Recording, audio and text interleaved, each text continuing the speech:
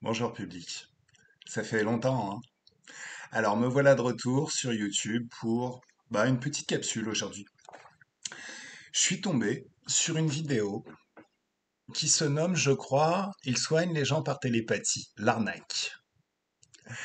Alors, cette personne, peut-être tout à fait cohérente et dans sa démarche, a peut-être très sincèrement envie de protéger les gens des arnaques. Et ça, on comprend très très bien. Par contre, je pense qu'on ne peut pas aborder le domaine de l'hypnose régressive ésotérique sans connaître deux domaines de l'hypnose. Deux domaines vraiment très très importants. Et je crois vraiment que c'est une question d'intégrité journalistique. Et ça fait vraiment la différence entre un vrai journaliste qui fait des recherches, qui creuse, et un banal influenceur tel qu'on en connaît beaucoup, qui au final ne sert que des intérêts financiers, qui ne sont certainement pas ceux de ses followers. Le premier de ces domaines, c'est les niveaux logiques en PNL. Voilà. Le deuxième, c'est le placebo. Alors, les niveaux logiques en PNL, c'est peut-être un petit peu compliqué à aborder maintenant et ça fera certainement l'objet d'un live futur. En ce qui concerne le placebo, c'est tout simple. Le placebo, c'est quand vous êtes malade, que vous allez voir un médecin. Il vous donne une pilule en vous disant prenez-la, ça va vous guérir. Vous la prenez, vous guérissez. Par contre, dans la pilule, il n'y avait pas du tout de principe actif. C'était juste un bonbon. Alors, la magie n'est clairement pas dans la pilule. Elle est plutôt dans la capacité de votre inconscient, de votre conscience en hypnose régressive ésotérique, à toujours vous mettre en position de faire que vos croyances se vérifient. Et c'est un véritable outil de l'hypnose qui donne vraiment des résultats et qui permet vraiment de changer la vie des gens. Puisque l'hypnose, c'est surtout un art de changement. Alors, cette personne, si elle a la moindre intégrité journalistique, devrait aborder, je pense, ces domaines et les expliquer à ses followers. Pour l'expliquer à quelqu'un, elle va devoir les comprendre. Et si elle fait ça, cette démarche jusqu'au bout, elle devrait s'apercevoir qu'elle a dit de la merde. Voilà, tout simplement. Alors, cette petite introduction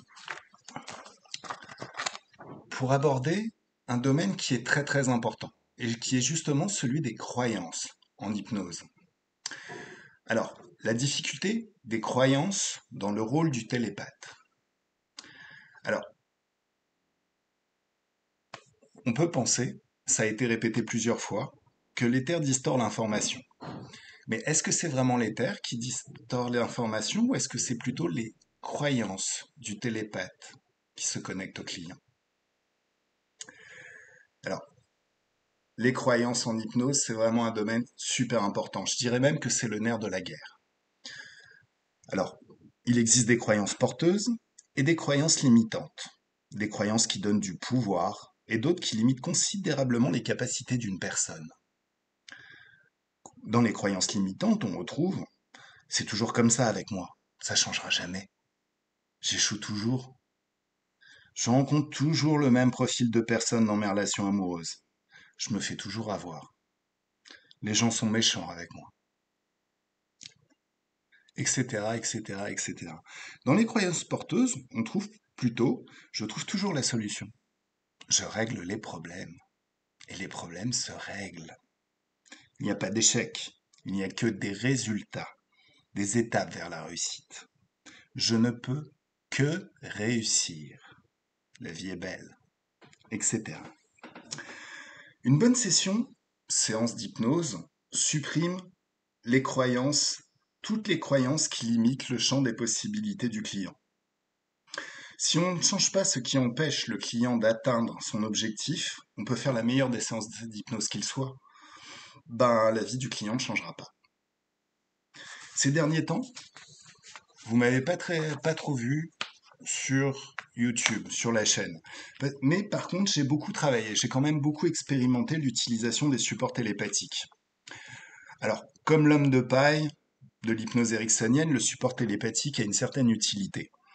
Il est possible, quand on est en transe, de sortir du cadre de sa personnalité, de son identité pour devenir quelqu'un d'autre. Ce que l'hypnose HRE appelle canaliser. Ce talent est très utilisé pour la modélisation de nouveaux comportements, par exemple. On le retrouve en PNL et en hypnose ericksonienne.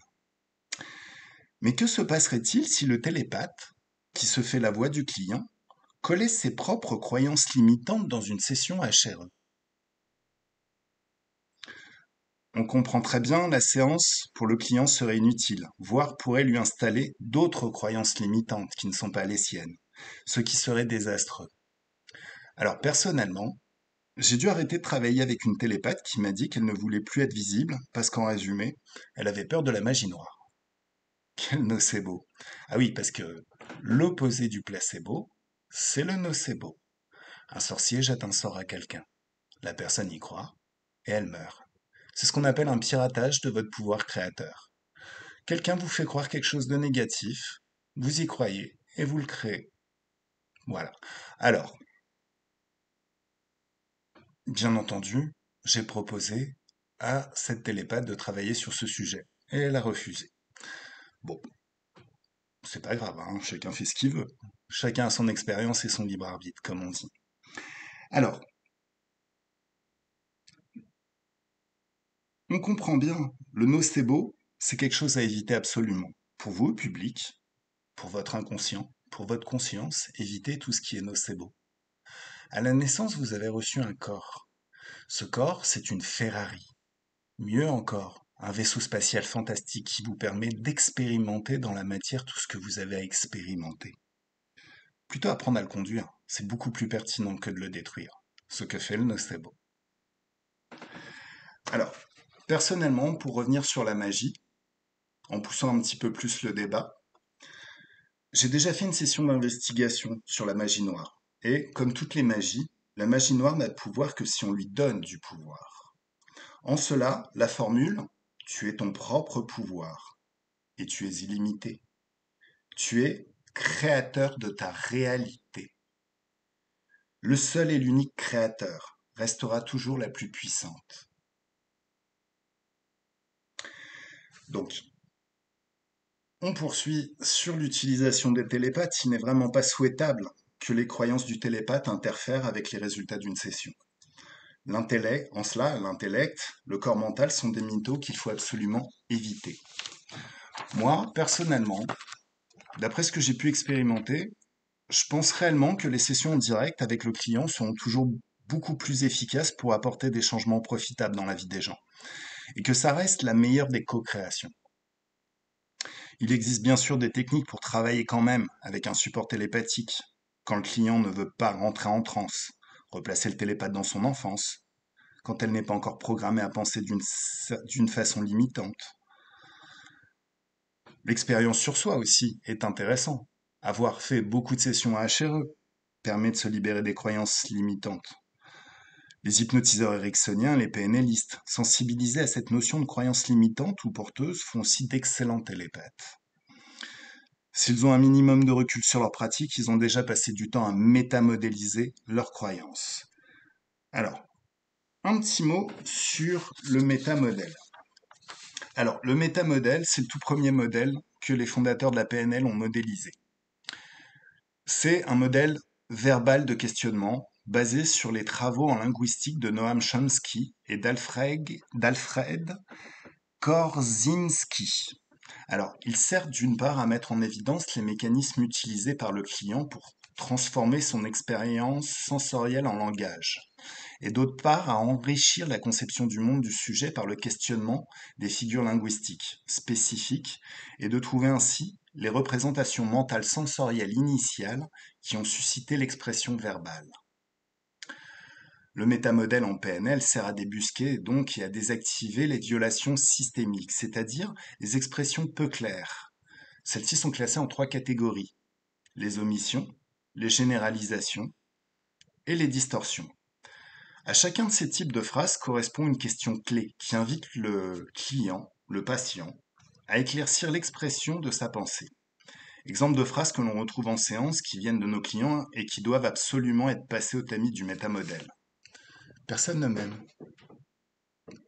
Là, la question qu'on pourrait poser, c'est personne. Vraiment personne? Je ne peux pas le faire. Je ne vois pas dans l'éther. Ah, et qu'est-ce qui arriverait si vous arriviez à voir si vous arriviez à le faire, si vous arriviez à voir dans l'éther. Je me sens fatigué. C'est comment exactement? Qu'est-ce qui provoque ça chez vous? On ne prend pas au sérieux. Qui on? En fait, ces questions, ça sert à faire émerger des parties cachées qui, par simplicité, ne font plus partie de la phrase de la personne. Par exemple, dans Personne ne m'aime, il y a toujours des gens qui nous aiment. Donc c'est vraiment un raccourci facile de dire que personne ne nous aime.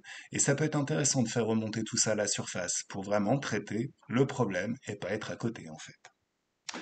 Donc cet outil qui est le métamodèle est très très intéressant pour sortir de nos croyances limitantes, pour les supprimer.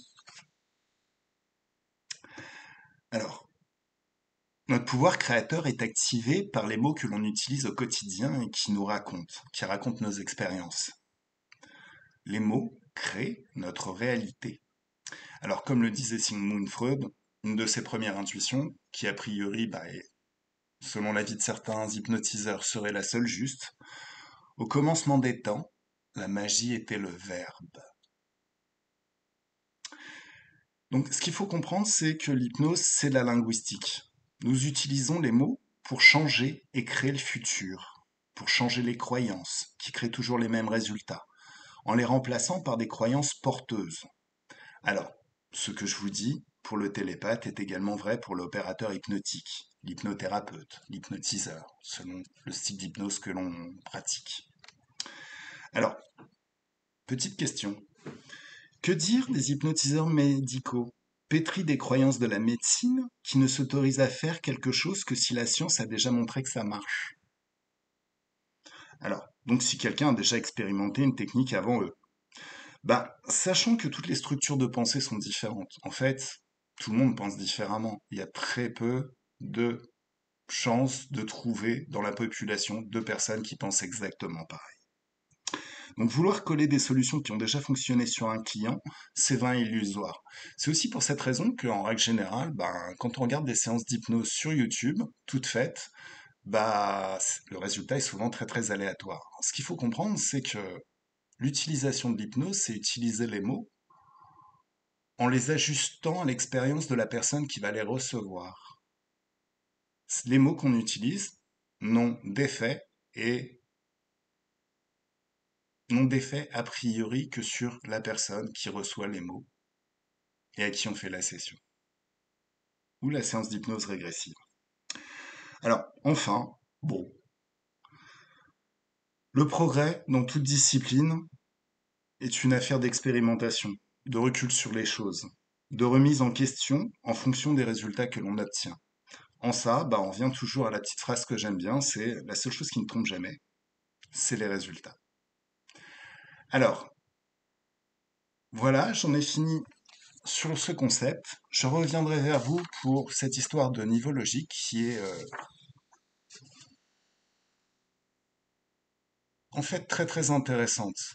Les niveaux logiques, pour vous faire un petit résumé, mais vraiment très très court, assez compliqué, disons que l'état d'une personne euh, dépend de 6 niveaux logiques principaux à un instant T.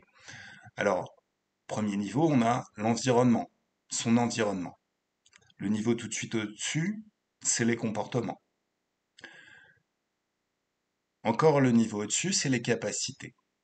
Au-dessus des capacités, on a les croyances de cette personne et ses valeurs. Encore au-dessus, on a son identité. Et encore au-dessus, nous avons la spiritualité. Alors, spiritualité, c'est un mot connoté un petit peu négativement, surtout en HRE. Donc, on va plutôt utiliser comme terme le sens de la vie. Les croyances qui font le sens de la vie, qui donnent du sens à la vie qu'on vit. A priori, ce serait ce qui se passe dans l'éther et ce que l'on traite en HRE. En fait, quand on utilise cet outil, on s'aperçoit que quand on a un problème à un niveau, il est beaucoup plus facilement soluble au niveau légèrement au-dessus. Par exemple, si on a un problème au niveau de notre environnement, c'est qu'il s'agit de changer, trouver la solution au niveau des comportements. Si on a un problème au niveau des comportements, la solution, elle est plus facilement soluble au niveau des capacités. Et de proche en proche, on arrive à l'éther. Donc tout ce qu'on fait dans l'éther finit toujours par revenir, changer les capacités, les croyances, valeurs, l'identité, les croyances et les valeurs, les capacités, les comportements et l'environnement. C'est pourquoi nous travaillons dans l'éther. Et c'est pour ça, même si ça a l'air un petit peu farfelu et perché ce qu'on fait, c'est pour ça que ça a un impact réel sur la vie des gens et ça installe du changement. Mais je pense que c'est d'ailleurs ce qu'on nous demande, changer la vie des gens, utiliser des techniques qui leur permettent par eux-mêmes de prendre conscience des choses pour changer leur vie. Alors sur ce public, je vais vous dire à bientôt. Je vais reprendre les lives très bientôt. Donc vous allez me revoir très très vite, peut-être même cette semaine pour un petit live. Donc on va dire jeudi. Donc tous ceux qui sont intéressés par une petite discussion, qui ont des questions à poser, ben retrouvez-moi jeudi, ce jeudi aux alentours de 20h30, 21h, pour un petit live qui devrait durer 2 heures. Je vous souhaite une excellente semaine et un très très bon dimanche. À bientôt.